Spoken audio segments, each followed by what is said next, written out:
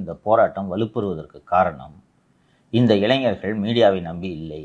இதான் Instagram generation சொல்லிட்டேன்ல. இங்கே தமிழ்நாட்டிலே ஆட்சி மாற்றம் இருந்தது அப்படித்தானே. இன்டர்நெட்டை பிளாக் பண்ணி பார்த்தாங்க.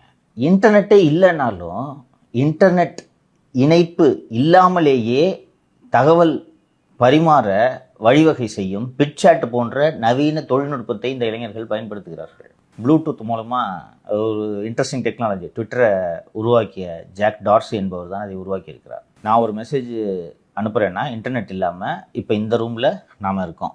இப்போ நான் பிரசாத்துக்கு அந்த மெசேஜை ப்ளூடூத் மூலமாக அனுப்புகிறேன். பிரசாத் எங்கேயாவது நகரும் போது அந்த ப்ளூடூத்தை அடுத்த ப்ளூடூத்தை பிடிச்சா அடுத்த ப்ளூடூத்துக்கு போய் இப்படி பரவுது. இது இன்டர்நெட். இதுக்கு இதில் you can transfer files, images, audio, video. So police இதை இன்டர்செப்டும் பண்ண முடியாது. போலீஸ் இன்டர்செப்ட் பண்ணணும்னா ஏர்டெல்கிட்ட சொல்லணும், ஜியோ கிட்ட சொல்லணும், அவங்க ஒத்துழைப்பாங்க, டவரை பிளாக் பண்ணுவாங்க.